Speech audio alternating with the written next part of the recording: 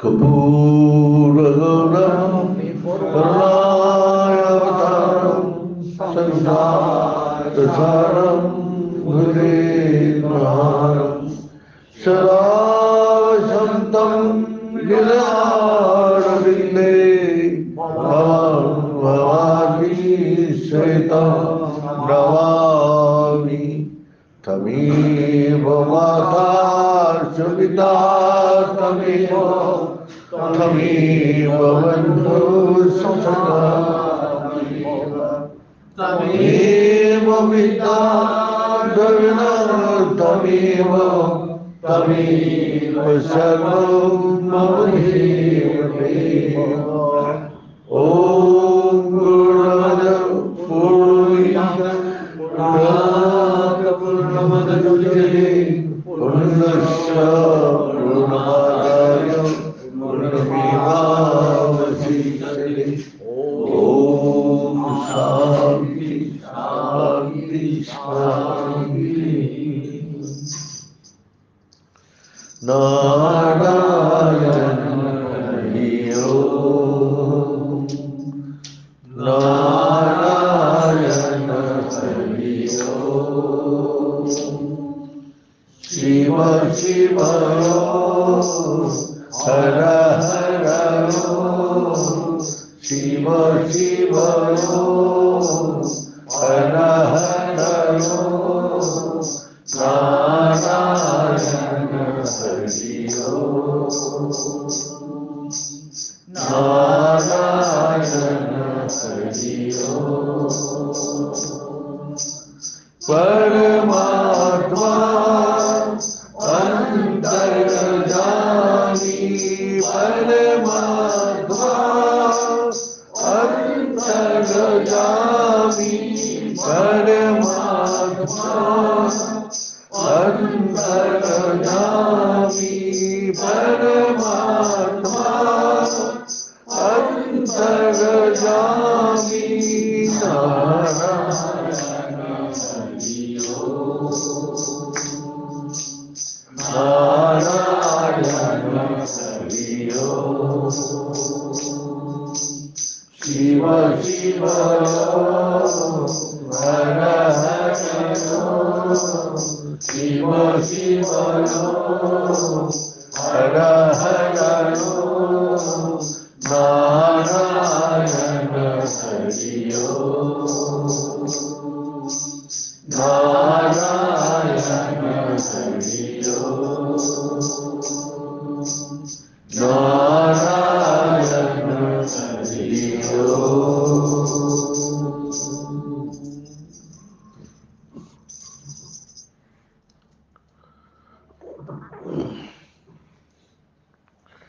परमात्मा का शक्ति इस संसार में हम लोग सभी देख रहे हैं और देखने का बाद भी हम लोग का बोध नहीं कर पाता हूं जब परमात्मा क्या चीज है और ना करने का कारण जिसका बोध करता हूं उसी के पीछे भागता हूं। जैसा ये संसार को मैं बोध कर पा रहा हूं, संसार में पढ़ाई लिखाई करने के बाद नौकरी व कारोबार व कोई भी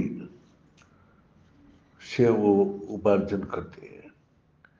पैसा आने से वो सोचता है मेरा घर में सुख शांति आनंद सब कुछ आ गया। और ये वास्तविक जो इस संसार में जहां भी जाओ टका धर्म टका कर्म टका ही परंतु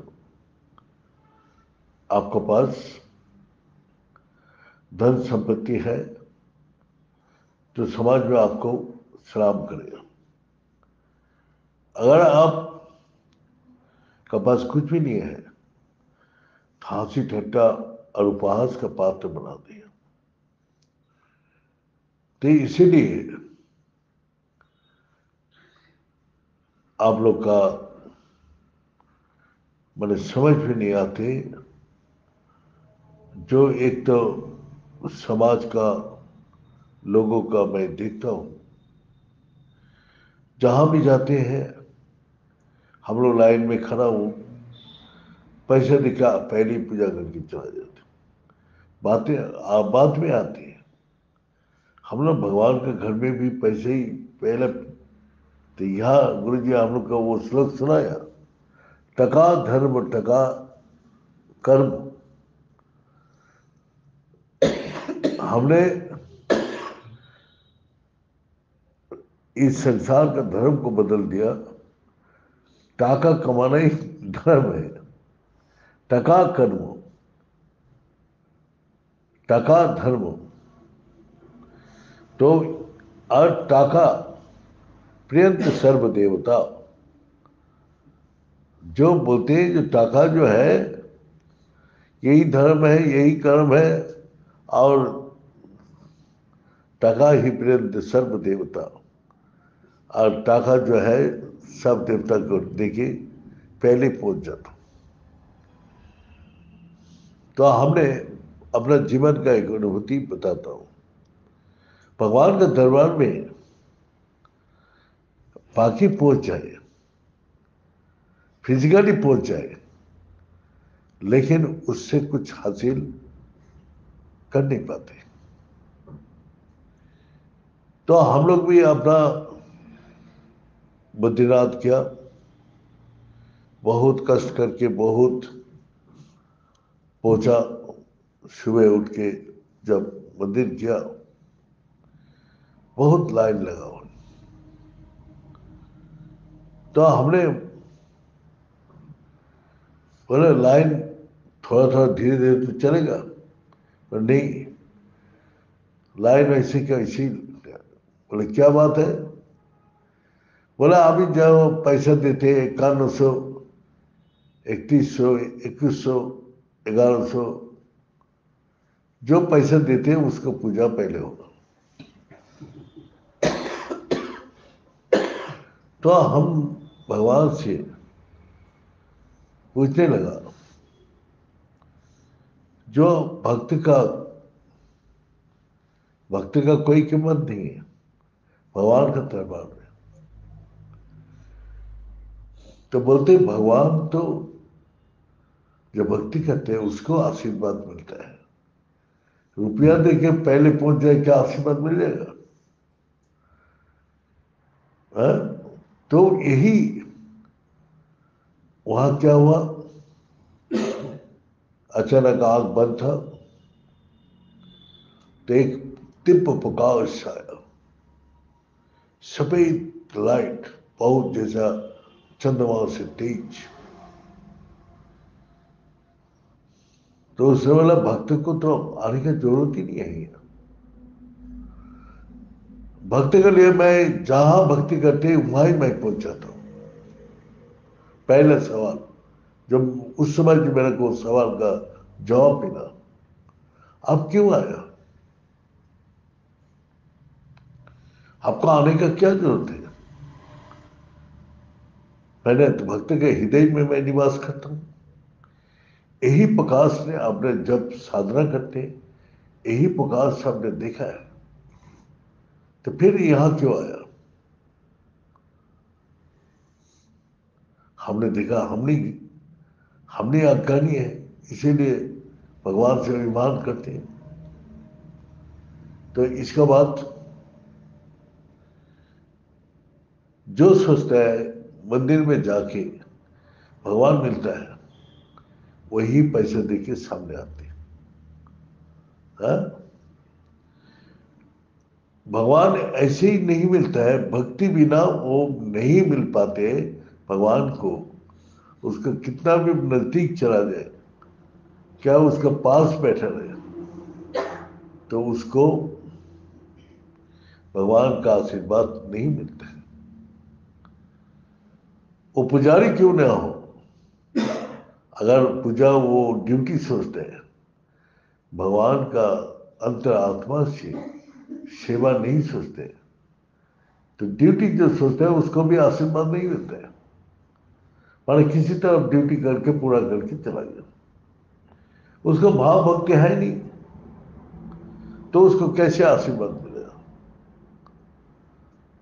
हमने बहुत बड़ा बड़ा मंदिर में जो पूजा करते हैं वो लोग का पूछा, जो आप लोग भगवान के पास इतना रहते हैं तो आप लोग का तो घर में कोई समस्या नहीं होना चाहिए,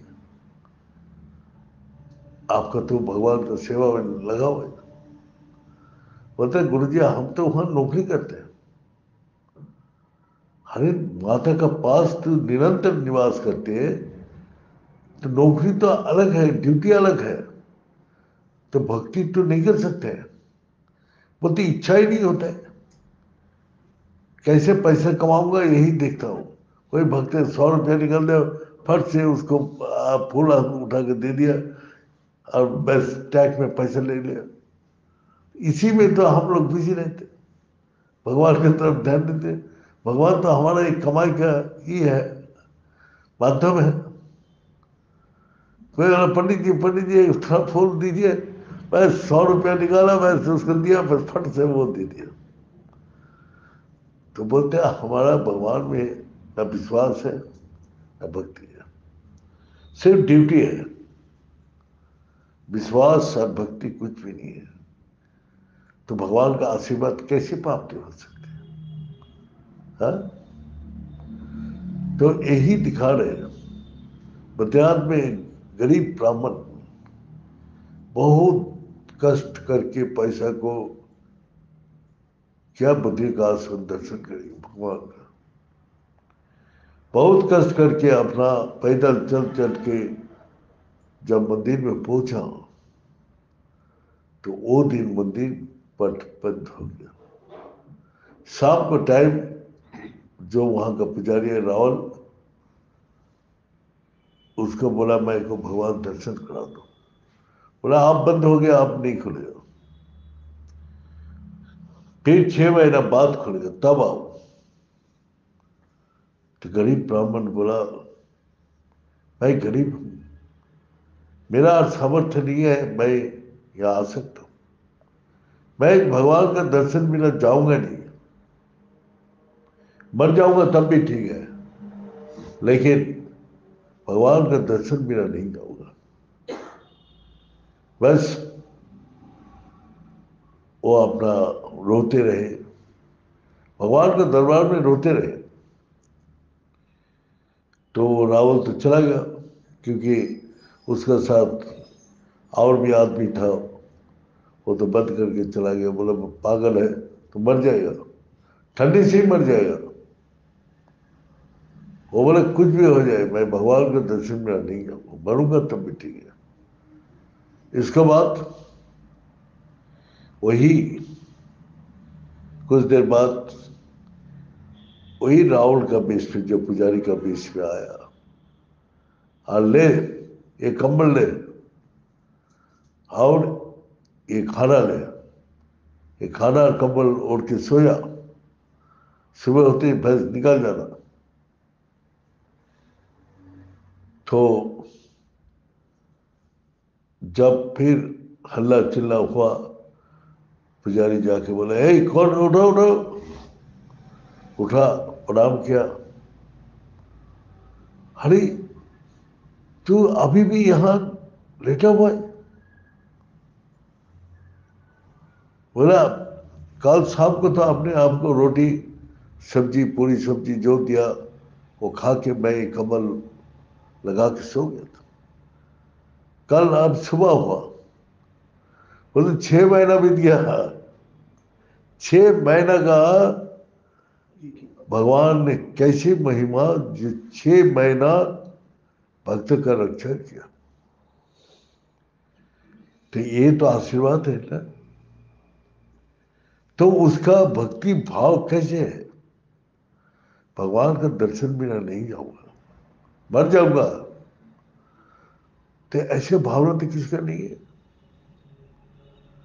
तो वो भगवान खुद उस पुजारी का रूप में आया, उसको कंबल दिया, खाना दिया। जब भगवान का दिया हुआ खाना 6 महीना बीत गया, भूख ही नहीं लगा, और वो कंबल दिया जो कभी ठंडा लगते ही नहीं। तो पुजारी बोला तो मैं तो नहीं आया तेरे को कंबल और खाना देने के लिए, तो कौन है? तो बोले मंत्री विशाल जी स्वयं आया। तो धन्य है, तेरे को दर्शन भी दिया और अपने हाथ से भोजन भी खिलाया और कंबल भी दिया। तो कितना बड़ा भक्त है, भगवान स्वयं आके तेरे को ये दे किया। तो सब पुजारी भी पैर छूने लगा। एक सेकंड का अंदर उस भक्त को सारा दुनिया में जय जयकार हो गया।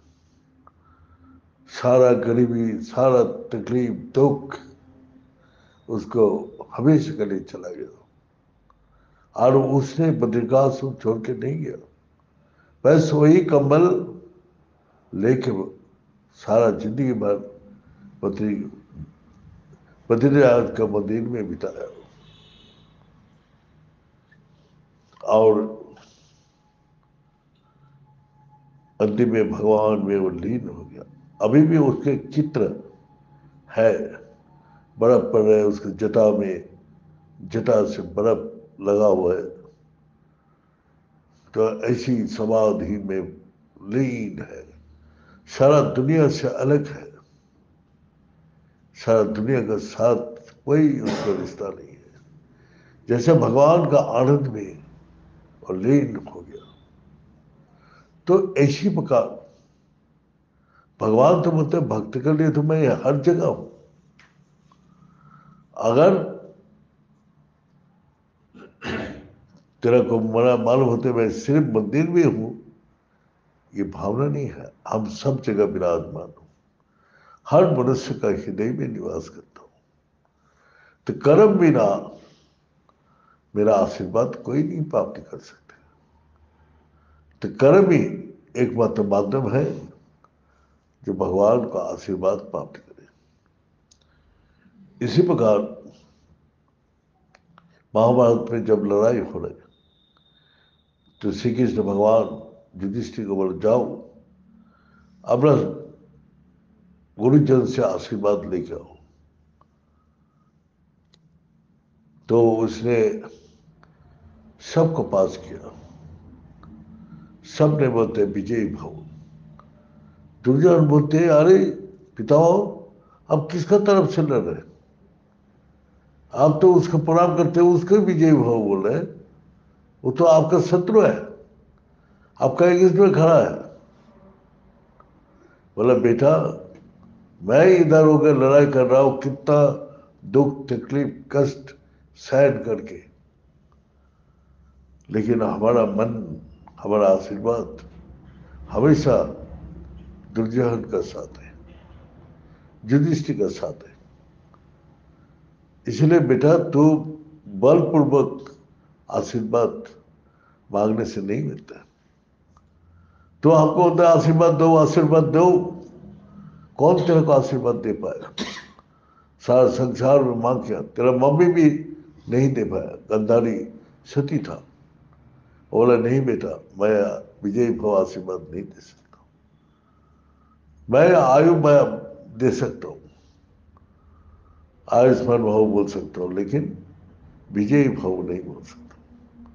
और पंचपांडव जहां भी जा रहे भगवान ने उसको इतना तप कराया, इतना तपस्या कराया, इतना कष्ट दुख तकलीफ दिया, जो वो आशीर्वाद हो गए सबका मुख से निकाल गया था विजयी भव। तो इसी प्रकार गुरु जी हम लोग को बोलता था कर्म ही तुम्हारा आशीर्वाद है, मांगने से आशीर्वाद नहीं मिलते। कर्म करो, तुमको कोई जरूरत नहीं है, उसका आशीर्वाद तो अपना आप ही मिलेगा। तो हम लोग का गुरु जी का यही शिक्षा देके किया, जो तुम जो गुरु जी बोल के क्या वो करो, वही कर्म ही तुमको आशीर्वाद लेके आएगा। गुरु जी का आश्रम का सेवा करो, वही तुमको आशीर्वाद स्वरूप वापस देगा। जो भी लड़का यहाँ आया है वो आश्रम का सेवा किया, सब आज उन्नति का मार्ग में है। और जिसने आलसी से सोते रहे, उठा नहीं, सेवा नहीं किया, वो आगे नहीं बढ़ पाया। वो लोग का जीवन वहां का वहां ही रुक गया। तो हमने खुद देखा है। आप पुरुषोत्तम जो है आज लंदन में बैठे हैं, उसी को मैंने देखा है दिन रात काम कर रहे, दिन रात, सारा रात शिवरात्रि पूजा करने के बाद हमने बोला यहाँ से दूध लाना है। ठीक है गुरु जी, मैं चला जाता हूँ। इतना बुखार, इतना तकलीफ में भी चला गया। बोला ही नहीं मेरा तबीयत खराब है। हाँ? जो चीज दिया वही उसको आशीर्वाद है।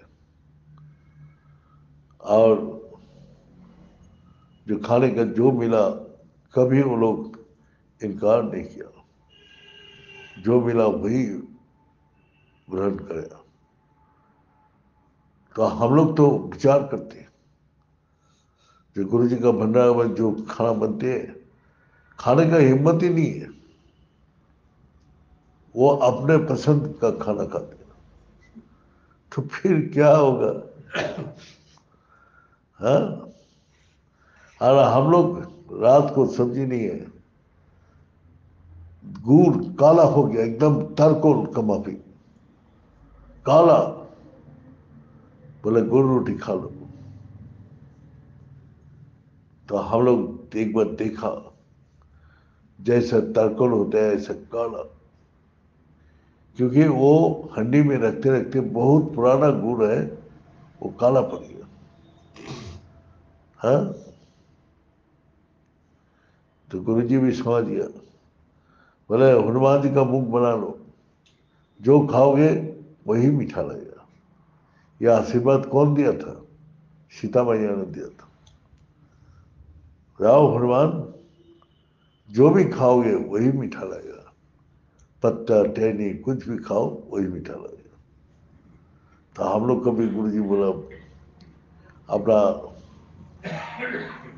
वही हनुमान का मुख बना लो, जो खाओगे वही मीठा लगेगा। तो भक्त का परिचय अपना भक्ति से ही होता है। भक्ति क्या है? भगवान में समर्पण करते नहीं, अपने को भक्ति है।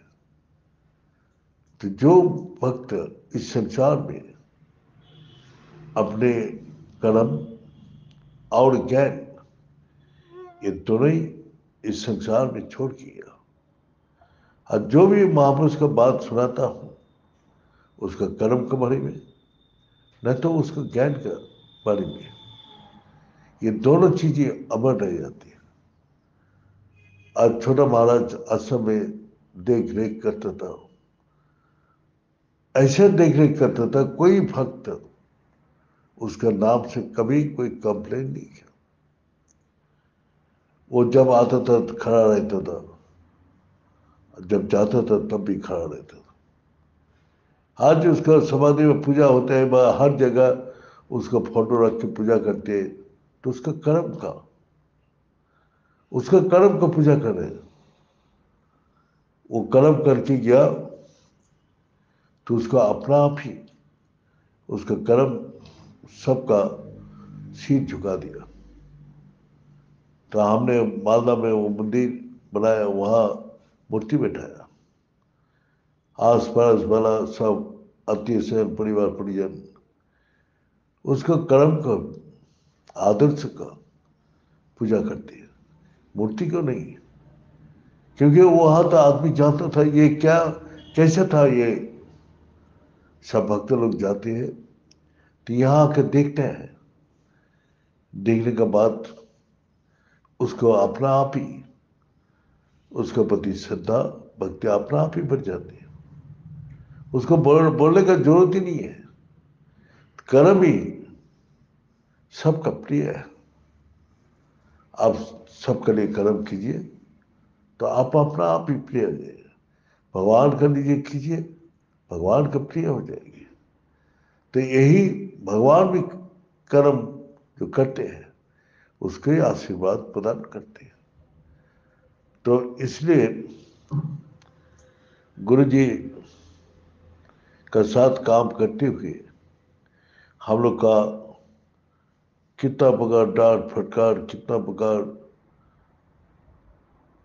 माने हम लोग का बात सुनना पड़ता था, लेकिन हम लोग का मन में कोई प्रतिक्रिया नहीं होता था, क्योंकि जो भी बोलता है हम लोग यही सोचते हैं गुरु जी हमारा भलाई के लिए कर रहे हैं, हमारा भलाई के लिए।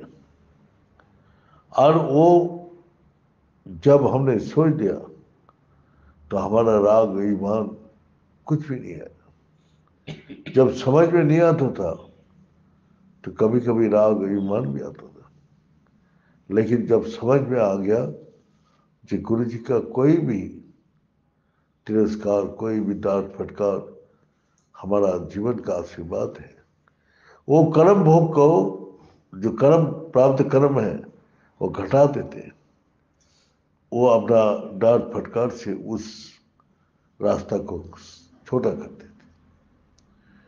तो हमारा एक तरफ ये विचार करते, एक तरफ विचार करते गुरु जी हमको इतना आदमी के बीच में डांट दिया, तो हमको अच्छा नहीं लगा, चलो। तो जो अपना मन का बात का अनुसार चलेगा वो आगे नहीं जा सकते। उसका वही मान सम्मान लज्जा घृणा यही सब उसको महसूस होगा। और जो सोचेगा जो भी गुरु जी हमारे लिए करेगा वही हमारा कल्याण कारक है, वो कभी भी छोड़ के नहीं जाएगा। और उसी से गुरु जी का आशीर्वाद वो लोग प्राप्त कर लेते हैं। ये बोल के आज यह समाप्त करता हूँ। ओम पूर्णमद पूर्णमिदं पूर्णात् पूर्णमुदच्यते पूर्णस्य पूर्णमादाय पूर्णमेवावशिष्यते। ओम शांति शांति शांति।